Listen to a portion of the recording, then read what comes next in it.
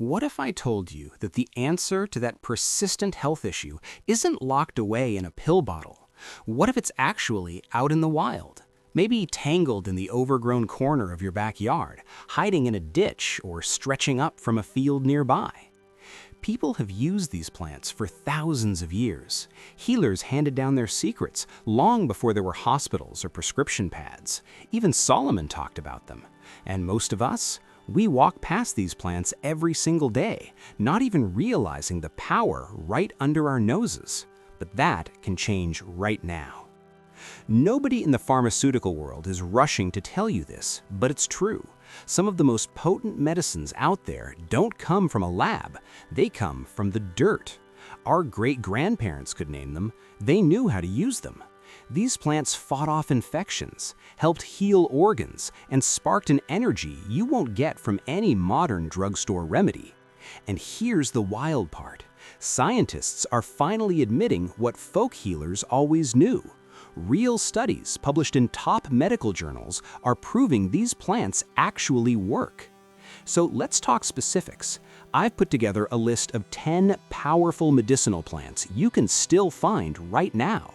I sorted them from impressive to downright extraordinary. Number 9, barberry. If you see a bush full of bright red berries, take note. Barberry has a compound that modern studies show wipes out antibiotic-resistant bacteria, the kind even hospitals are struggling to control. Number 10, goldenrod. Most folks think it's just another weed, but old-school healers saw it as a gift, and kidney specialists today are finding that goldenrod can flush out toxins and clear infections faster than anything on the pharmacy shelf. You might have it growing right outside your door.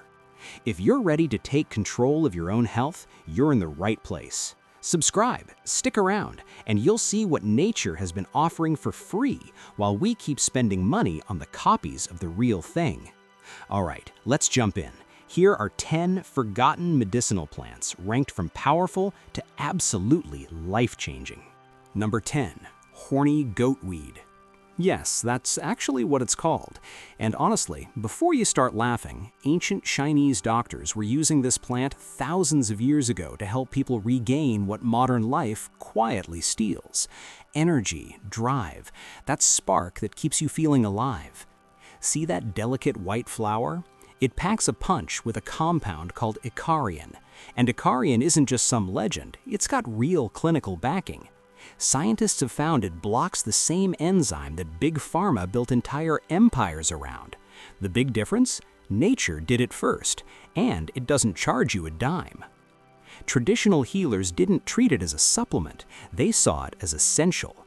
They handed it to soldiers coming home from battle, elders weighed down by the years, and anyone whose body seemed to be losing its fight. Your body hasn't lost that fight. Sometimes it just needs a little reminder.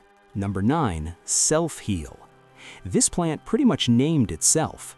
Prunella vulgaris grows low and creeps quietly across lawns, meadows, roadsides. You name it, it's probably there. Most folks walk right over it, not even noticing.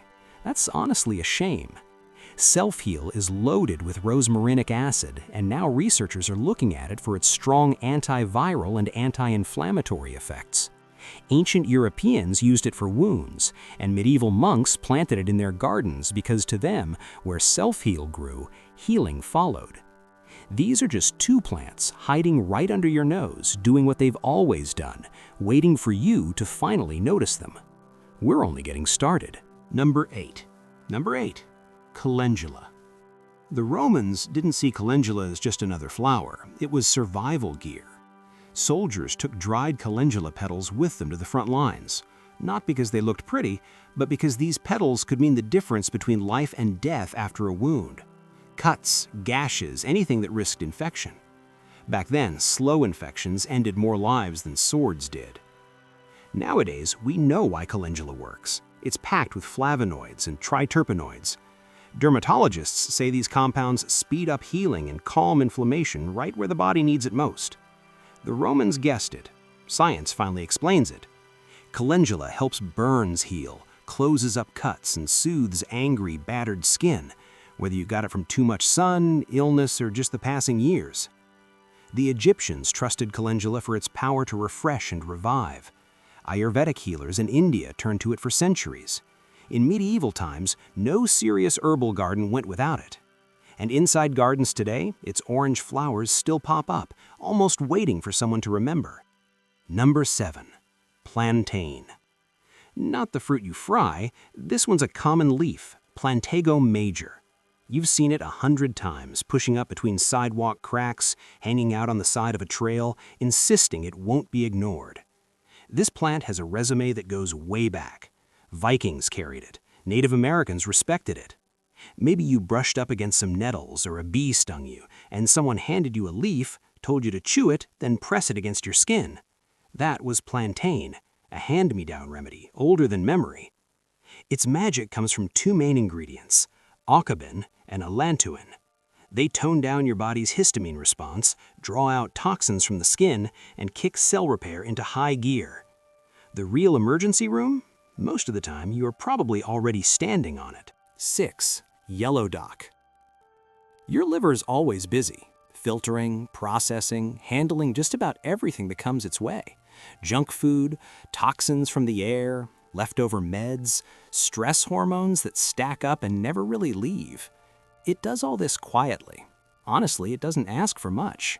But yellow dock gives something back. This plant, Rumex crispus, grows tall and rusty-colored along rivers and roads from one continent to the next. For centuries, it's been the liver's friend. Traditional healers use it as a blood purifier. Its roots are packed with anthraquinone glycosides, which kick up bile production, fire up the liver's cleanup crew, and help clear out sluggishness. Cherokee healers relied on it. European herbalists handed it out as prescription. Even in Ayurveda, it pops up with different names, but pretty much the same purpose. Your liver remembers every bite, every drink. Yellow dock makes it easier to let go. 5. Organ grape. Looks like it belongs in a garden, but the medicine is serious. Mahonia aquifolium grows wild in the Pacific Northwest, but its relatives turn up all over the world. It's loaded with berberine, a plant compound that pops up everywhere in herbal medicine. You'll hear about it again because nature is hooked on it. Organ grape is one of the strongest sources. Berberine doesn't mess around with surface stuff, it goes straight for the cause. In clinical trials, organ grape extract packed with berberine actually improved tough skin problems, psoriasis, eczema, those endless flaring inflammations, things that often look unsolvable. Your skin isn't the issue, it's just the messenger. Organ grape has been answering the call way before dermatologists even had a label for it. Number 4. Mullein. Find an empty lot, a forgotten field, or a bit of roadside brush that nobody bothers with. Spot that tall, silvery green stem standing straight as a torch. Run your fingers along the leaves at the bottom. They're soft, almost velvety. That's mullein, one of the most powerful respiratory plants you'll ever meet, and it grows where nobody's looking for a cure. People have turned to Varus bascum thapsus for lung problems for more than 2,000 years. Native Americans dried the leaves and smoked them to clear up their airways. Folk healers in Europe made tea from them to ease stubborn coughs, soothe bronchitis, and helped with that heavy chest feeling that lingers after you're sick. These days, researchers have cracked the code. Those saponins and mucilage work together to coat raw airways, loosen stubborn mucus, and let lungs do their job. Just breathe, easy and free. Your lungs aren't supposed to struggle. Mullein knew that before medicine did. Number 3. White hoarhorned. Long before anyone ever sucked on a cough drop, there was white hoarhorned, Marigold vulgaris, that scruffy, bitter herb with woolly leaves. The ancient Egyptians called it the seed of Horus and listed it among their sacred remedies. The Romans used it for chest problems. Hippocrates wrote about it. For generations across Europe and the Middle East, when winter struck and someone just couldn't shake a cough, this was the go-to remedy. The star here is marubian, a natural expectorant. It breaks up sticky mucus, calms spasms in your airways, and gets you breathing right again. Modern cough medicine tries to copy this magic every single day. The original formula didn't need improving. People just forgot it. Number 2. Barberry. Take a look, those bright red berries hanging close together, almost like nature hung them there as both a warning and an invitation. That's barberry. People have relied on barberry for more than 4,000 years. The ancient Egyptians mixed it with fennel to break a fever. Ayurveda built whole treatment plans around it. And here's the big one. Right now, researchers at some of the world's top universities have published studies showing that berberine, barberry's main active ingredient, puts up a serious fight against MRSA. That's methicillin-resistant Staphylococcus aureus, the superbug that shrugs off most antibiotics. While modern medicine scrambles to keep up, nature already had an answer. Nature solved the problem before we even named it. Goldenrod, number 1 on the list. This plant should make you stop in your tracks. Solidago vulgaris.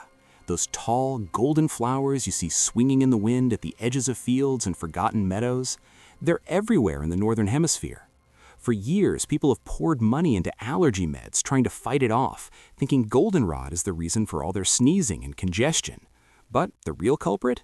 Quiet little ragweed hiding right next to it. Goldenrod just got blamed. Everyone pointed fingers, and maybe you've done it too. Meanwhile, goldenrod kept working its quiet magic in the background. In Europe, traditional healers leaned on it for kidney problems. Native American healers used it too, for urinary tract infections, for swelling, for stuffed up lungs. Now, modern medical researchers are taking another look. They're studying its flavonoids, curious about how it gets your kidneys to flush out more toxins, how it brings down inflammation, how it helps when your body feels under attack. The strongest plant on this list is the one you were told to avoid. That's not just bad luck, it's a pattern. And now maybe you see it. 10 plants, 10,000 years of wisdom that didn't disappear, it just stopped being passed down. Take a moment, think about what you just learned. A weed on the roadside that can beat antibiotic-resistant bacteria, a so-called allergy villain that truly heals kidneys, a flower once used on battlefields which science is finally starting to appreciate, even a regular yardweed that both Viking healers and Native Americans used in the same way, centuries and an ocean apart, because truth holds steady no matter who discovers it. That's not just a fluke, that's proof. Our ancestors weren't lost or clueless. They noticed things, they wrote them down, told the stories, taught their grandkids. Sometimes the learning stayed alive in quiet moments, a grandmother knowing which leaf to grab when someone was sick, long before anyone heard the word pharmaceutical. That's your inheritance. It always was. Nobody's telling you to toss your medicine cabinet or ignore your doctor. That would be silly. But it's time to stop believing that nature has nothing useful left to give. Some of the greatest remedies are growing right now, in ditches, fields, empty lots, maybe right outside your door. The real question isn't whether the cure was out there, it's whether you were ready to notice. Now you are. If this opened your eyes a little, share it with someone who needs it. Subscribe so you don't miss what comes next. And this week, spend a little time outdoors. Pay attention to the plants around your feet. Healing might be closer than you think.